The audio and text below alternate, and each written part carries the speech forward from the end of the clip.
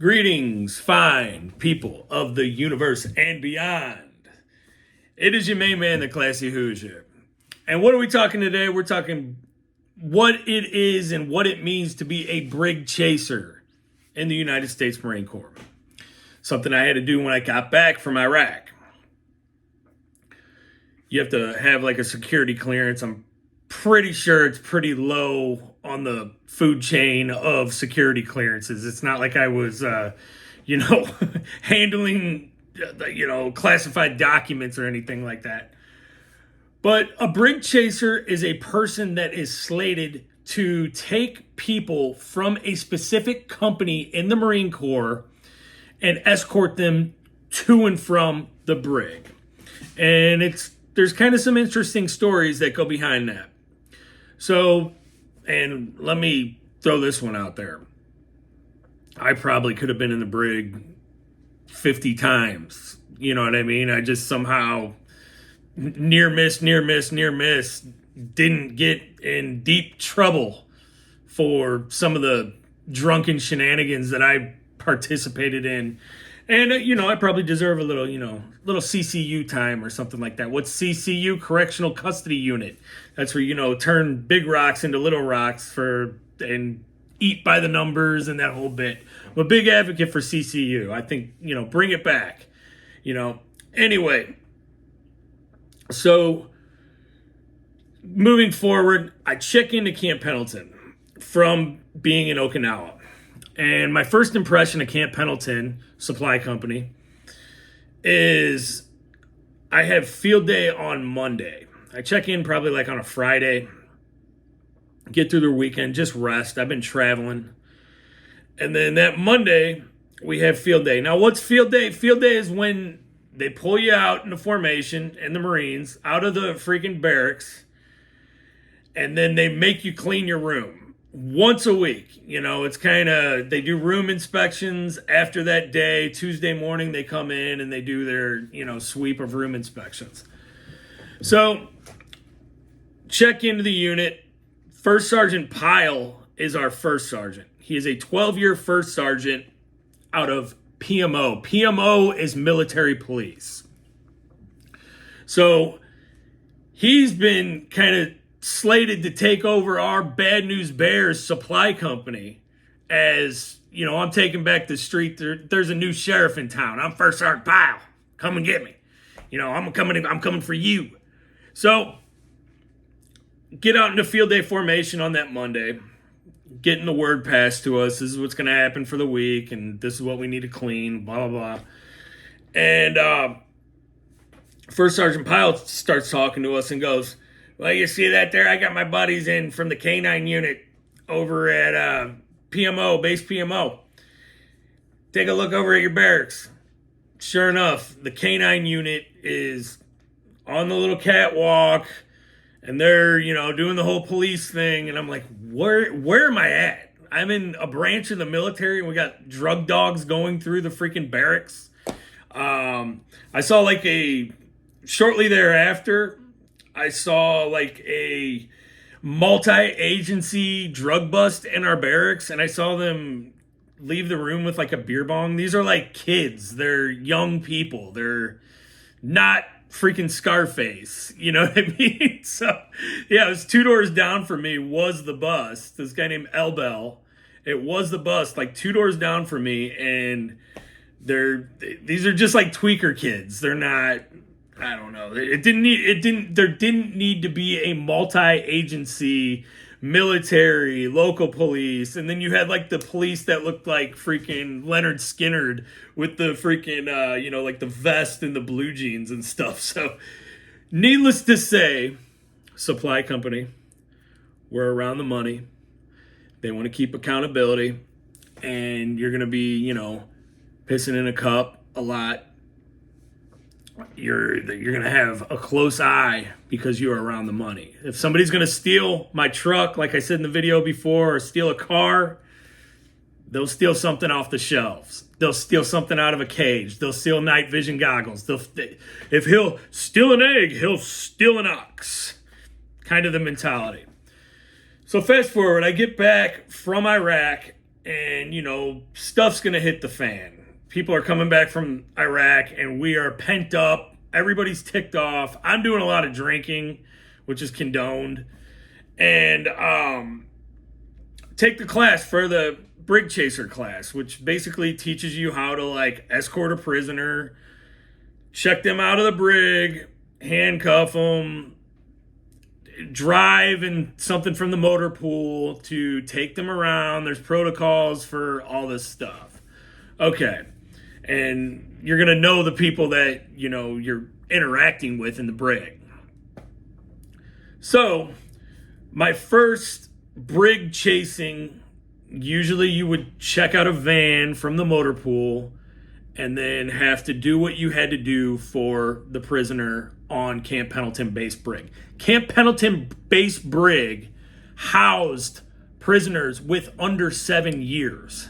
So I can only imagine what it'd be like serving 7 years. If not 7 and beyond, you go to Leavenworth, Kansas, the big federal facility there.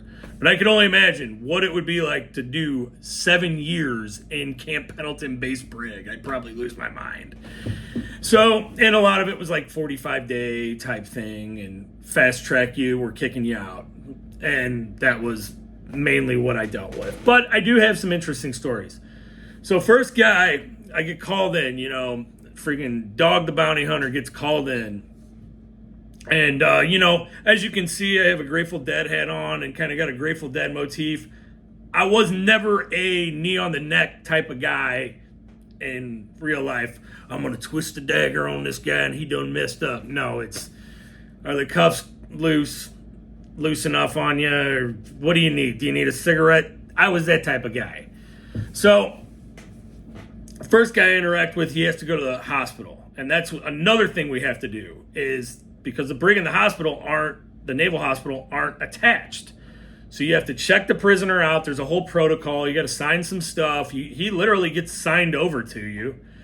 And then you take him for his medical examination. I guess there's HIPAA involved. You kind of sit in the hallway. From what I remember, I think I sat in the hallway and let him do his thing. He wanted to use my cell phone so that he could order magazines to the brig. And I'm like, yeah, sure. If you got to call your mom or whomever, do your thing, man. What was this individual in there for? And in case you're homeschooled, I don't know how the old YouTube works, but anyway, you might be homeschooled if you don't know what I'm talking about. I believe he got caught in the H&S barracks with like a half a jar of dancing biscuits. And there you go. I don't know how much time. I can't remember. I can't recall it, but he got caught with dancing biscuits in the barracks, selling them, I guess. And next thing you know, he was in Camp Pendleton Base Brig, part of our unit. We're responsible for him as far as checking him in and checking him out of the brig. Okay, next guy. I have, the pleasure of taking to and from the brig. I believe this guy's name was Barry. And he had re-enlisted. He was a part of our company. He was detached to the G. The G is like a naval ship, aircraft carrier, I'm assuming. And Marines are tasked with being Marines on the ship. So it's like a year evolution. You do 6 month build up, and then you're 6 month doing like the West Pack that you always hear people doing. And the boat goes around. If they're mobilized or something, they'll stop in the deployment zone or however that works.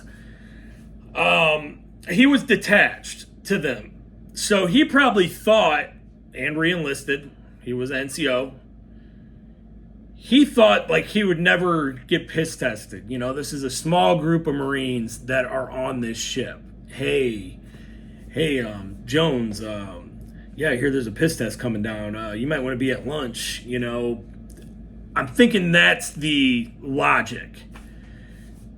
Peas hot, I do believe it was meth, or there was meth involved, and then I believe there was a domestic in like a Vaughn's. So it's kind of like a snowball effect. People pee hot, and then next thing you know, you're highlighted, and then they're looking for you to mess up later on so they can fast track you out, hit you with more charges, yada yada. That's basically what happened. I believe this guy was from Mississippi, and his family came up. I got to sit in and watch the court martial. A guy's right in there. It's just like, A Few Good Men, kind of, sort of. You got less intense. It's not Hollywood. But you got some guy calling him the United States of America, and then you've got the defense, and I'm assuming, yes, from what I remember, it was all Marine officers in there. So one guy goes to bat for you, one guy doesn't. So I believe this dude was fast-tracked out. And I think, from what I remember taking him back to the barracks, and all he had was service Charlies, for which he had been court-martialed in. So I think he had, done pretrial confinement. We're sending you back to the barracks. Go for it, and then your ride will be waiting. I think that's what happened. So he's only got chucks, and then he asks me, hey, do you got any clothes? And I think he had to come back later or something like that for paperwork. But yeah, the guy ran off with my clothes. I gave him a pair of cargo shorts, and I had this Fujiyama shirt from Okinawa, Japan. It had, Stevie Ray Vaughan on the back of it. It's a really cool shirt. And this guy took off with it. But he probably needed it more than me at that point, and that's how we'll look at the situation. If he'll steal an egg, he'll steal an ox. Always remember, if he'll steal all your clothes, he'll steal something else. You know what I mean? So there was that one, that individual. And I hope that individual is doing good, yada, yada. But who cares if I put his name out there, because you stole my clothes. Anyway, I don't care. I don't care about clothes, whatever. So fast forward, I end up having to take this guy out of the Brig. I believe his name was Ellis. And he was getting triple hernia. Now, this is kind of an interesting story. He had triple hernias that he had to go get taken care of at the Naval Hospital, much like the story I said in the beginning. So I check him out, get him removed, get the hernias removed. So I check him out. I'm just like, all right, cool. I've never seen this guy before. Get him into the hospital, has his surgery. Pretty sure I'm there for the surgery. I'm literally laying in the hospital bed with him, watching TV, sitting next to him. Hey, what's up, man? You good? Get to know him, kind of help him out to and from the bathroom. Like I said, I'm not putting handcuffs on this dude. He's sick, and has to go back to the Brig eventually. So, fast forward, I start talking to him, and what is he in for? He's in for stealing bulletproof SAPI plates for your vitals. Basically, we're issued a vest in the United States Marines, and you slide these SAPI plates into the front and into the back. And they're one-shot ballistic. They're kind of like slate. One-shot ballistic, and they are to protect your vitals. So if you take one here, you gotta freaking discard it and get a new one in there. And so this guy, and he always made sure to tell me, this guy was African American. And me, a white guy and a Mexican got in trouble. So I guess this crime didn't discriminate. Everybody got 3 years. So he is trying to sell they are selling these SAPI plates on eBay.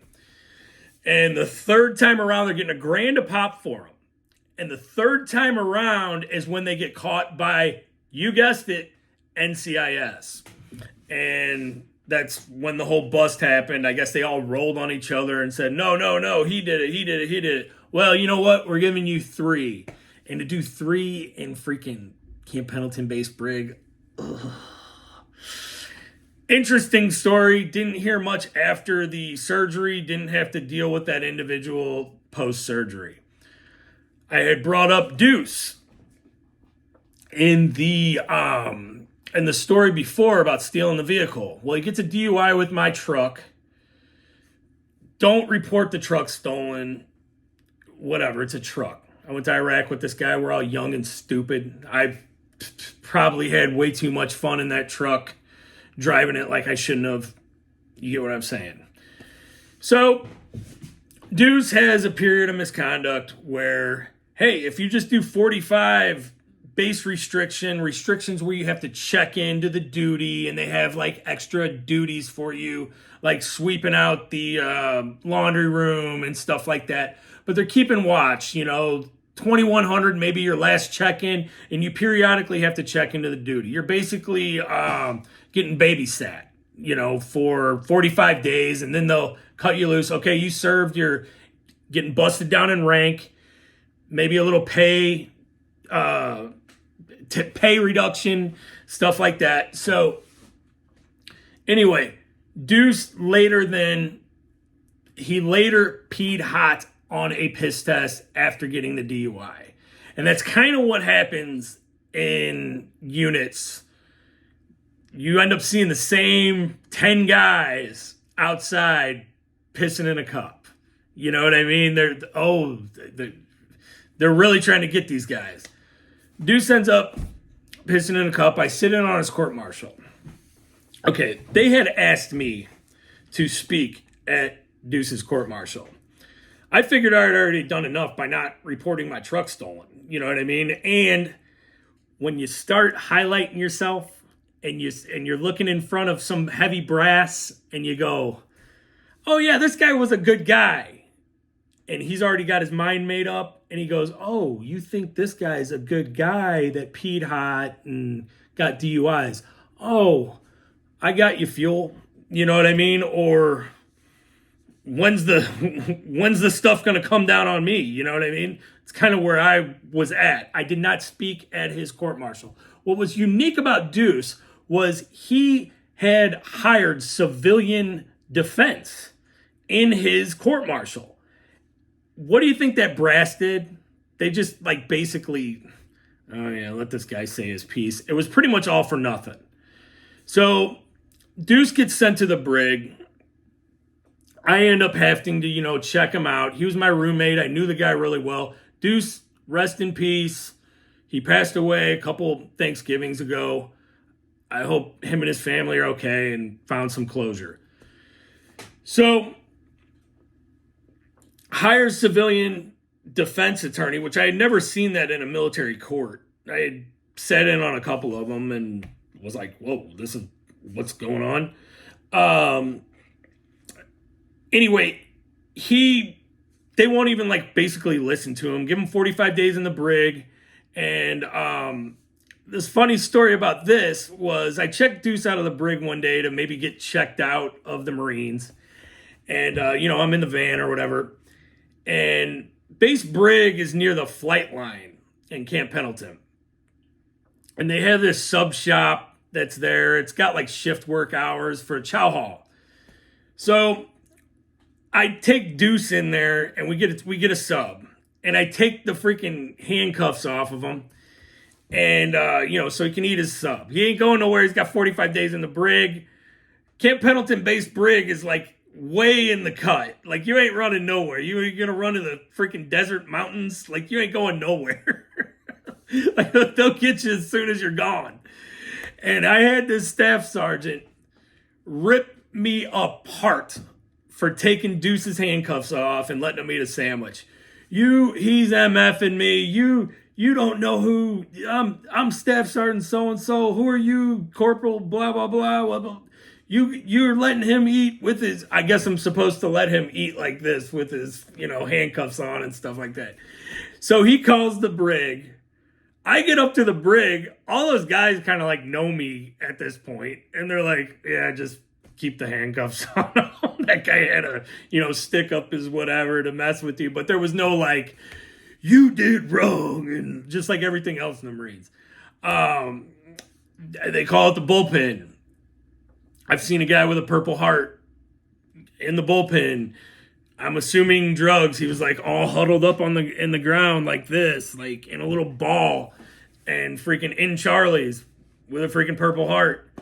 A guy, Parsons, I was taking him to his court martial, just period of misconduct, piss hot, telling people to screw off, this and that, after he didn't want to serve his restriction. I'm waiting on his court martial all day. They got freaking Deuce Bigelow playing in the LSSS, if you can believe it. And I watched the thing like 4 times. That's how long I was in there, waiting for Parsons to get his freaking court martial. So, seen a girl waiting to get court martial. Female, she, Purple Heart, getting court martialed. They don't care. They will, yeah, Purple Heart, I've seen that before. You screwed up. We're either, we're fast tracking you out, bad conduct discharge, mainly what I saw. Another one that sticks out in my mind was this guy named Camacho.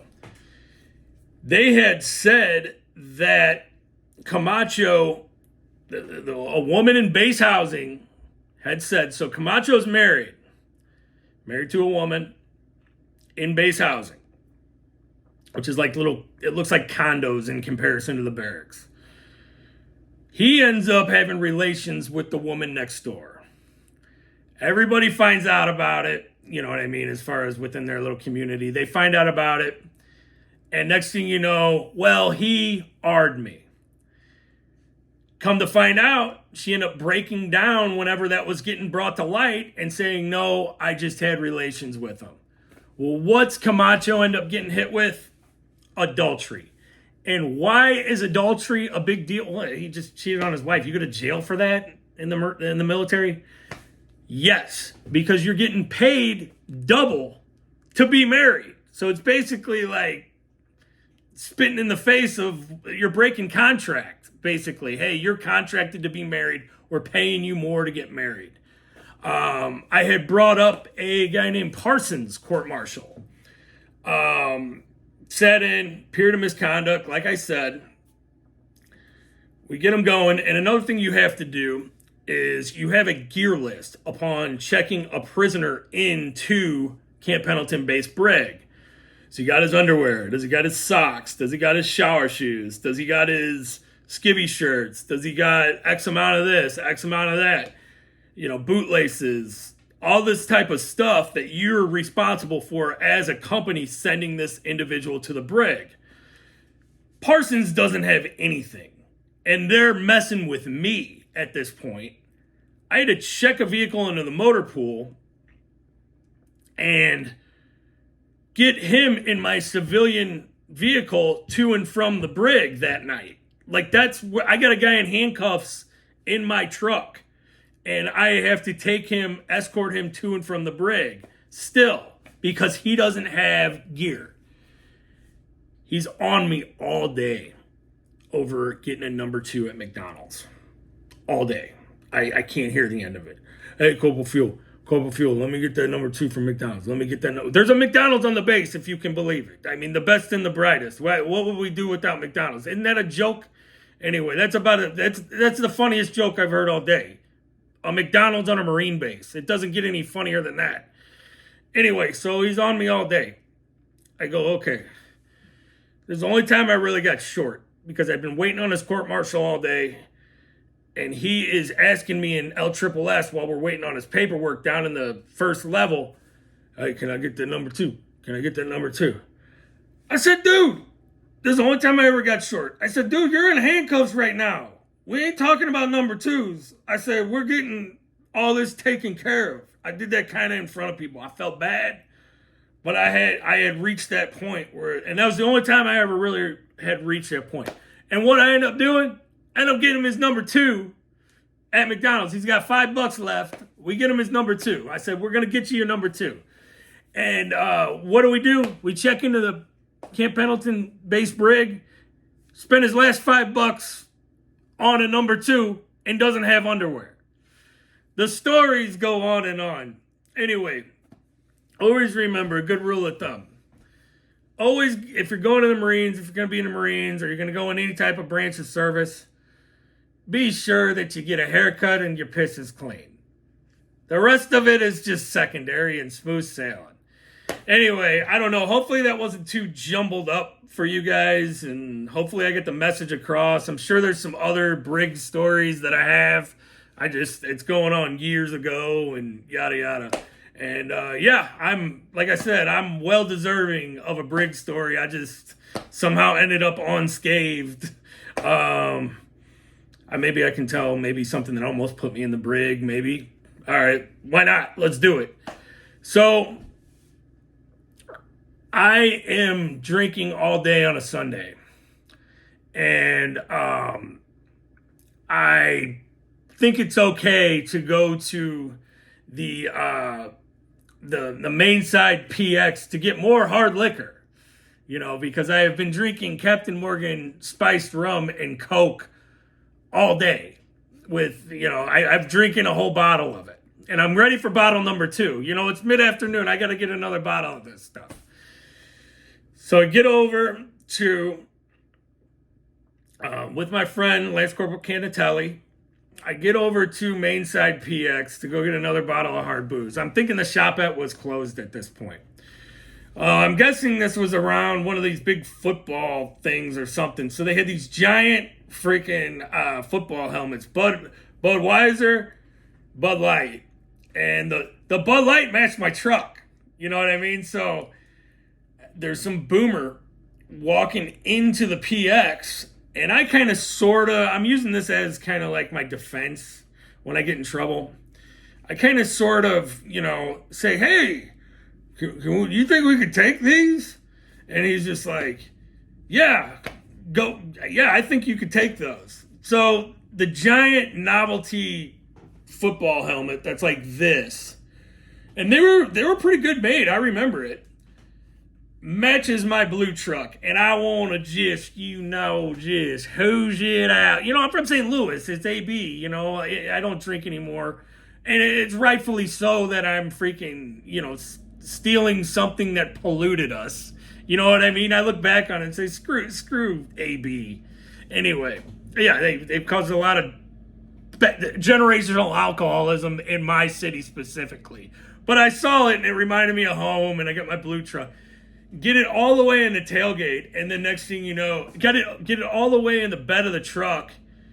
I'm gonna take this on down the road. Oh gosh, what an idiot! What happens? Next thing you know, it's like freaking gangbusters. It's the PMO vehicles. They've swarmed in on my vehicle, and then they take me to. I don't even think I got handcuffed. Canatelli ends up taking my keys and taking my car, vehicle back to the barracks or something. I think I ended up calling them back. They take me to group duty. Oh, man. Yeah, this could have been bad. This could have been real bad. Group duty shook my hand and said, you need to go check into your battalion duty. Battalion duty shook my hand and said, you need to get back to the barracks and get the F back to bed or whatever you got to do. And that's pretty much what I did. I mean, I couldn't believe I had gotten out of that trouble. I am thankful I have quit drinking for many years now, and I think a little bit more clearly. And yeah, like I said, there was a lot of near misses. That could have put me in the Brig. And like I said, I'm a big advocate for CCU. Correctional Custody Unit.